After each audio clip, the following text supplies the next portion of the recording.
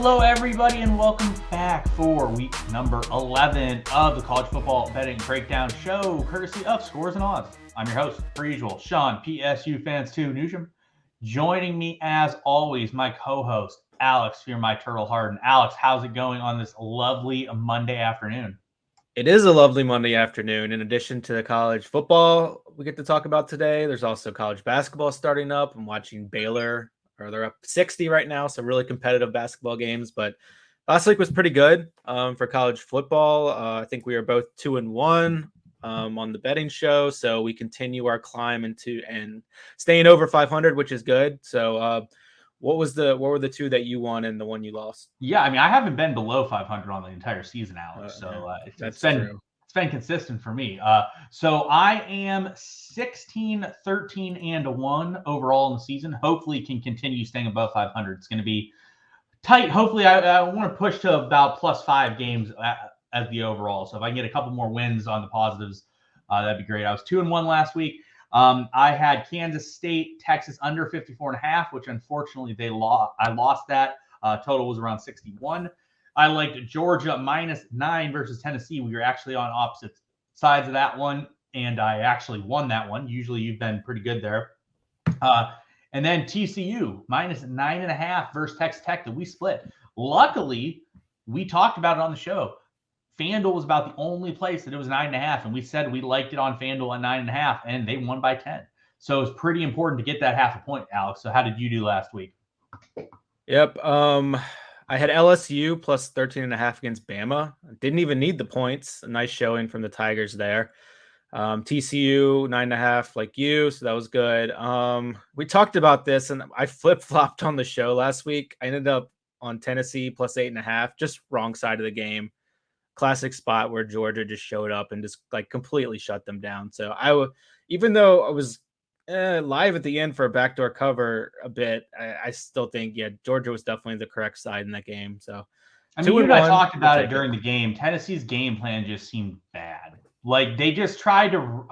I'm not saying they were going to win the game regardless, because I don't know if they would have won the game regardless. But their game plan was to like run the ball a lot, and you're just not going to beat Georgia running the ball into a crowded box over and over again. Like they had constant issues, and the weather got bad. It got to a point where the weather was an issue. Like it was an issue throwing the ball. Receivers were having problems catching it. Hooker was overthrowing people because of the rain. So the weather definitely played an impact in the second half. The first half, like you're watching the game, and you're just like, literally Georgia ran man the entire game and just crowded the box. And Tennessee just repeatedly ran into the middle of the box and also would not be able to beat single coverage. Like they were struggling to beat single coverage all game. I think part of the issue was early in the game, Hyatt rolled his ankle on the ref on an incomplete deep ball throw. And then also I will note Hooker missed 2 deep balls where he had the receiver by like a yard or two, and he just overthrew it by a yard or two. If you get either of those deep balls, it changes the game drastically. But I definitely felt better, obviously, being on the Georgia side than on the Tennessee side like you were there. All right, guys, we got about 10 games to go through here on this Monday. We'll be talking about this week's games. We only got a couple weeks left. We haven't talked about what the plan is for bowl season, so we'll have to consider that when we get there. But we'll be with you at least through the end of the regular season. I assume at least conference championship week as well. So I want to push a little bit further up, and I am sure you do as well. So first game on the board, LSU versus Arkansas. As you guys see here, the line's right around 3 and the total 63.5. I couldn't believe LSU won the game last week against Alabama. Like that was not on my bingo card. I did not see LSU coming out and winning the game. And they were fantastic defensively, honestly. Like they really shut Bryce Young down. That was like the first game where I've seen like Bryce Young like struggle and not be able to make plays, even with his escapability. It was difficult for him. So I view this as a letdown spot. I think Arkansas is probably going to come out, play better than they did against Liberty here, but I don't know if I want to touch it. What's your thoughts on this one? Yeah, I wrote down, I think it's a classic letdown spot for LSU, but I don't know if Arkansas can kind of take advantage of that. It is, quote unquote, the proverbial bounce back spot for Arkansas as well. It's just, I don't know. LSU is a team that's getting better, like clearly better and better as the season goes on. Like they do not look like the same team from opening week at all. Whereas Arkansas is pretty much just, I don't see them as a team that's improving. They're just kind of meh, kind of floating through the season. Arkansas is still allowing a lot of yards through the air. LSU's passing game starting to come alive. And then like when there's nobody open, like Jaden Daniels is one of the more impressive runners for the quarterback position. So definitely been really impressed how their offense has improved. Josh Williams has emerged as in the backfield. I think he was not even a big time recruit. So it's kind of surprising to see him emerge, but he's a hard runner. He's looked good. So, I mean, I lean LSU. I'm just worried that like after a big win like that, going on the road in Arkansas, it's a tough spot. So it's ultimately a stay away. But if I had to lean, it would be slightly LSU. But the game looks correctly lined. I don't have anything with conviction. Yeah. All right. Next game, we have Oklahoma against West Virginia. As you see, it's like 7.5 right now for Oklahoma. If you look at most of the books, it's around 8. FanDuel 7.5. So if you want to shop that extra half a point, it's there. Total 66.5. I like the under in this game. I just find it hard to picture West Virginia putting up like the 30 points that their team total is expecting here, which just seems kind of hard for me. I'm not saying that they can't do it because Oklahoma defense has been susceptible to giving up points this year. But my favorite part in this game is the under. I also probably would lean Oklahoma. Like if I'm taking a side here, it's definitely the Oklahoma side of things as well. So what's your thoughts here, Alex? Yeah, this is going to continue a common theme like throughout the whole show. Like I'm usually a bit more on the underdogs in general, but like this week, like the favorites like all stand out to me. I like Oklahoma also, and the under definitely makes sense. Oklahoma is a team that is probably underrated throughout the college football landscape at this point in the season. Like they're still like 13th in SP plus rating, 8th offensively. Their defense is getting a little bit better, but they still have some holes. So definitely that's their weak point. But West Virginia, I think they lost what we consider their best offensive player in CJ Donaldson, and they're down some other skill players as well. It's just a tough spot. I just don't see the West Virginia defense getting enough stops to be competitive here. West Virginia's pass defense has also been pretty poor. I see this could be a pretty good spot for Marvin Mims and company through the air. So definitely lean Oklahoma, and I could buy the under, but I don't have a strong opinion on the total. Yeah, I mean, the more you talk about it, the more I'm leaning towards Oklahoma as well. Like, I really like Oklahoma. West Virginia, I just don't think is very good. Donaldson's out. Like, yes, they're going to be able to throw the ball a little bit, but it just feels like this is going to be the Marvin Mims show, and he's going to throw all over them. All right, next game, we have Louisville traveling to Clemson to face the embarrassing Clemson team that just did not come to play last week. You and I have discussed every week, how is DJ Ugalele still starting? And I don't have an answer to that. That said, I just don't think Louisville's that good.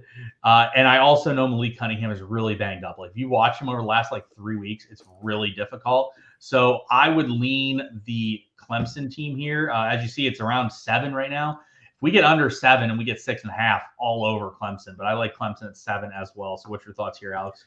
My first thought is I'm surprised the line has moved towards Louisville, like down to 7. Because I like Clemson as well. I don't think Louisville's overly impressive as a team.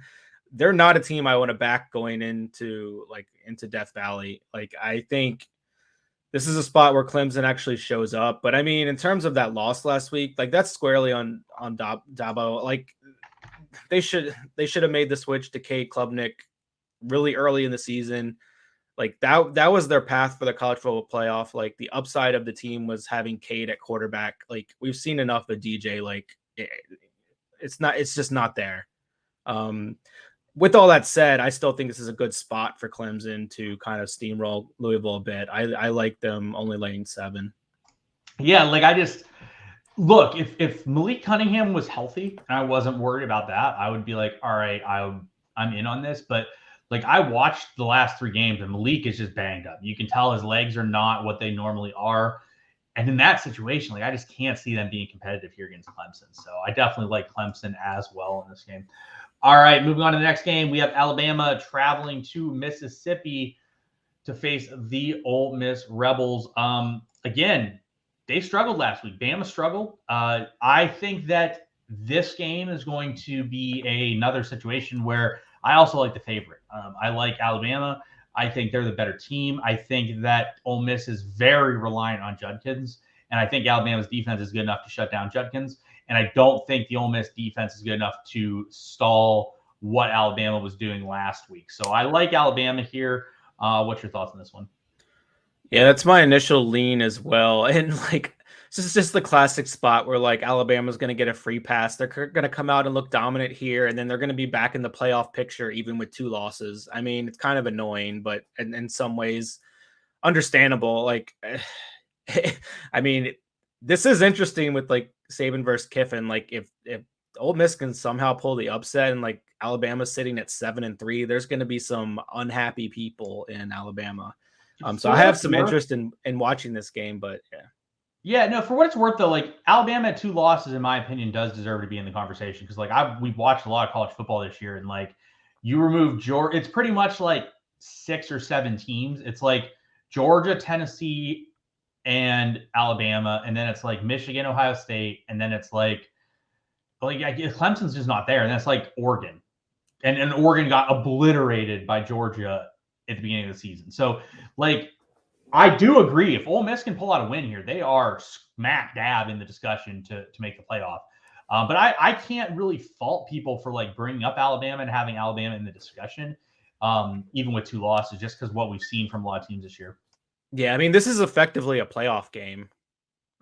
So it's pretty interesting in terms of just like the bigger picture in college football landscape. So yeah.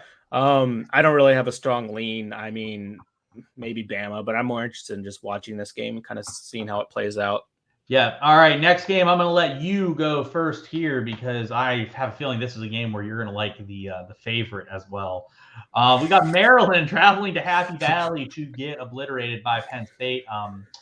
So I don't know if you've seen, but the video of Maryland refusing to shake Penn State players' hands at the coin toss has been circulating Twitter fresh before they like lost by 80. Go ahead. You go first in this game.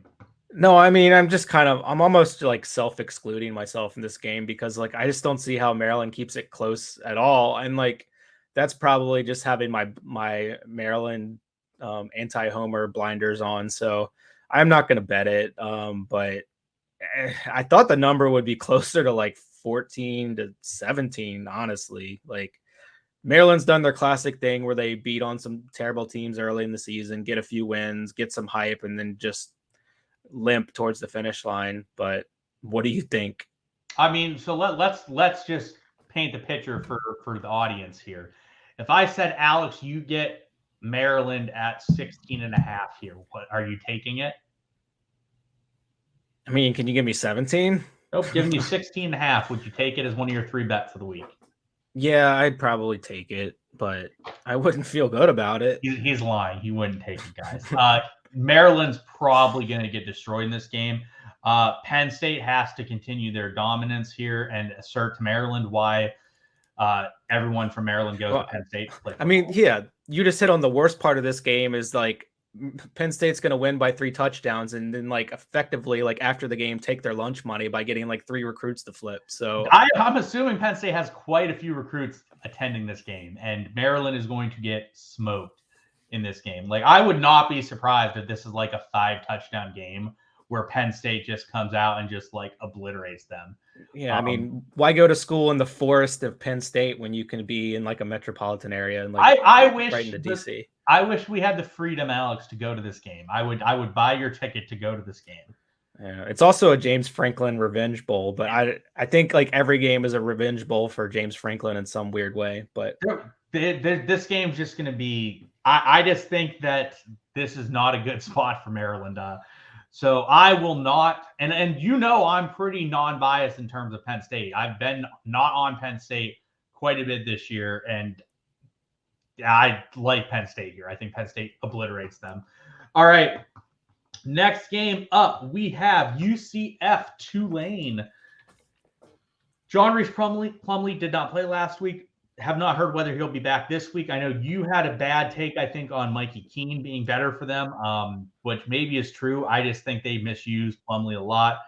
Tulane's been really solid this year. Tulane has been really solid. As you see, they're 8-1. They did lose Tyjae Spears last week in the second half. I'll be interested to see if Spears plays because I do think they take a pretty big hit at running back if he's not available. I've watched the other options, and they're just not near as good as Spears. So what do you think on this one? Yeah, first thing on Spears, I think I would lean towards him playing. I think it was more of a situation like, why risk it? Because when he did get hurt and he missed a drive, he came back for one carry and then went out of the game. But they were winning by a little bit. So, I mean, and they have some other backs to use. So I would assume Spears is good to go here. This game's interesting because, like, I think of these two teams as like offensive led teams just from like the years past, where it's totally flipped. Like, both teams lead with their defense. Like, their defense is clearly better on both teams. Especially UCF, they're up to 23rd defensively in SP plus. They do a really good job versus the run, which is a lot of what Tulane wants to do. Tulane's 27th in SP plus defense. So, I mean, this could be actually a relatively like cagey, low scoring game. And back to the Plumlee comment, like, yeah, if they would call plays to his strength and run him more, I would say yes. But if they're going to run their offense like this, like, Keene's better for the offense. He's a better passer.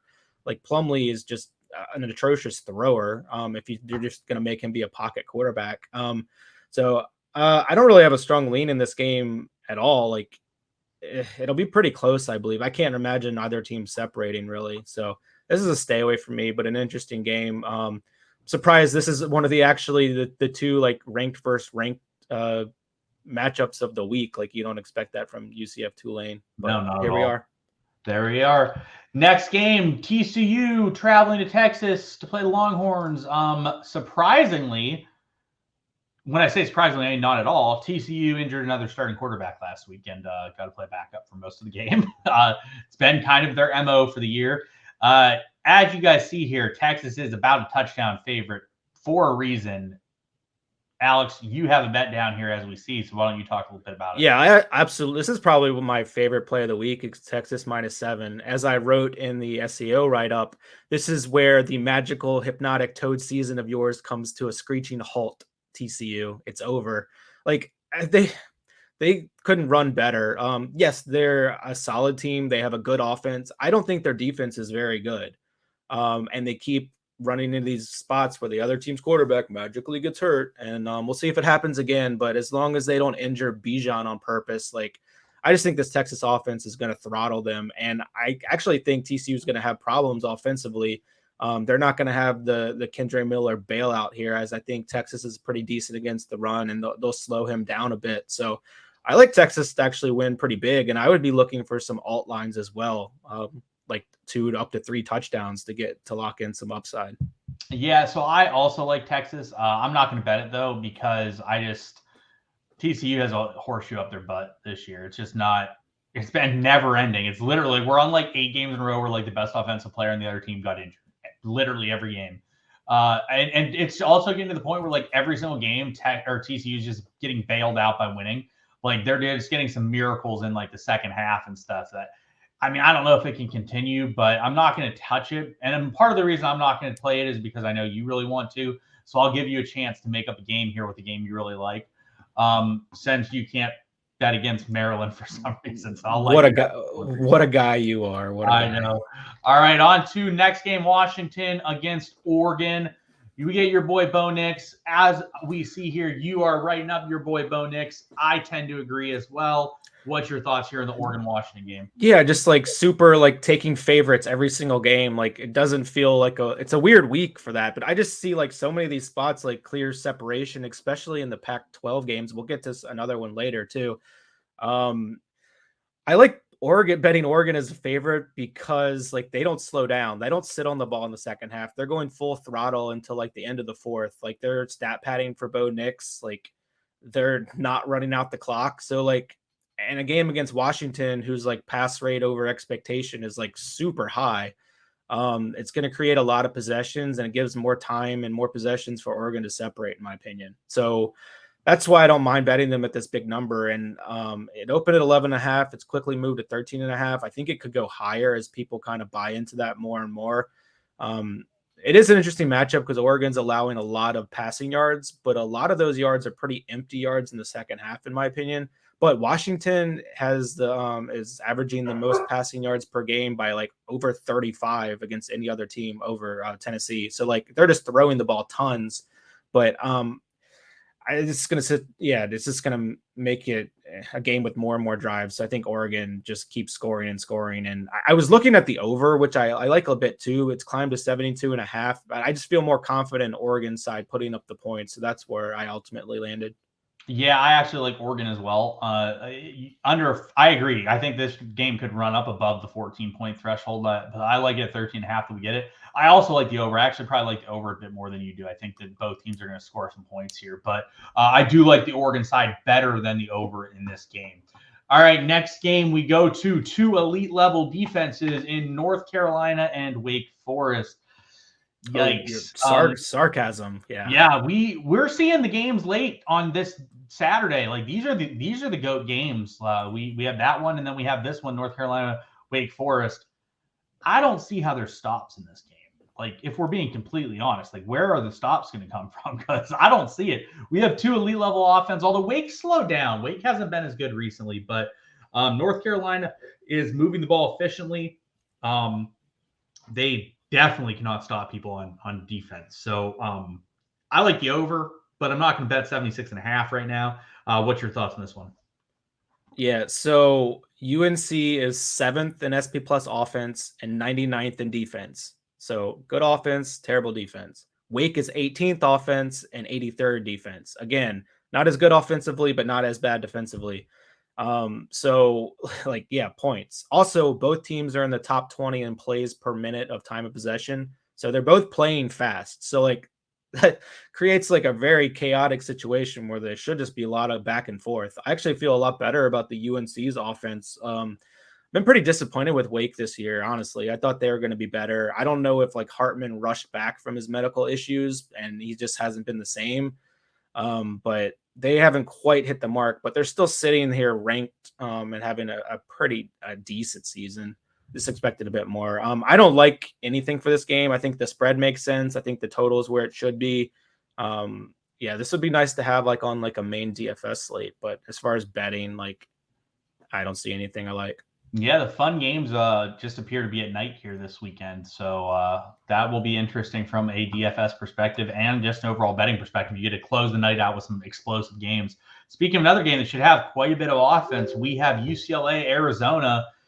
You see a higher total than the last two. UCLA last week just randomly sat Charbonnet. They just didn't play him. Like he just didn't go, which was unexpected. As you guys see here, Alex likes, shocking, a favorite in this game. So Alex, why don't you talk a bit about this one? Yeah, we got the Charbonnet rug pull episode 2 already this season. So we'll see if it happens again this week. I don't even know if they need him against Arizona. Like I can't tell you how bad Arizona is defensively. Like they might, I mean, UCLA's punter probably shouldn't even dress for this game because they certainly won't need him. Like they're just going to go, I don't know. Yeah, Arizona's so bad defensively. I'm like lost for words how bad. DTR's looked actually pretty good. They have a lot of weapons. Like Bobo's emerged and like Casimir Allen's like good for some long touchdowns and Keegan Jones has some spark. Like they have plenty of weapons offensively. They're going to be able to score at will. And like this Arizona team has been interesting for parts of the season, but not consistent. And especially Jaden Delora, to me, makes a lot of mistakes, and he's going to make some throws in this game he probably shouldn't. Like, I just don't have a lot of faith in Arizona being able to keep up in terms of scores. And, like, when you put pressure on Delora, like, he's going to make mistakes. So I like UCLA to kind of run away with this. And UCLA is, like, up to 9th in SP Plus overall, like, has them as a top 10 team in the country. Like, they've been pretty consistent, pretty solid. They're not the best team defensively, but they're okay. But I like UCLA to run away with this. Yeah, and like I will say, so like we talk about Arizona. Arizona's way improved. Their offense is much better than it was last year. Yes, their defense is a disaster, but at least their offense is fun, and like watching them is fun. So if you're an Arizona fan, at least you're like, all right, this is getting better, even though it's still terrible. So I tend to agree with your sides on the bets, but I won't touch this one either for you. Yeah, I mean, just to put a cap on it, like Arizona's offense has been fun, but they're still like 41st in offensive efficiency. Yeah. Like, and their defense, they're 121st. Like they're basically a MAC defense playing in the Pac-12. And yeah, good luck with that. It's not pretty. All right, guys, that's going to wrap it up for us this week. If you guys are watching on YouTube, please make sure you smash like and subscribe. We greatly appreciate that. With the recap of the 3 bets that we like this week, I will start off. I have Oregon minus 13.5 versus Washington. I have Clemson minus 7 versus Louisville, and I have Penn State minus 10.5 versus Maryland. Alex, what 3 games do you have this week? Yep. Texas minus 7, Oregon minus 13.5, and UCLA minus 19.5. And you can find the write-ups for all those on Scores and Odds. So it should be a good week. Hopefully the chalk hits, the favorites plow, because then it'll be a good week for me. There you go. All right, everyone, that's going to wrap it up for us this week. Again, make sure you smash the like and subscribe button. We'll be back again next week for week number 12. Thank you all for listening. Good luck to you guys this weekend. For Alex, I am Sean. We will see you guys next week. Let's go Terps.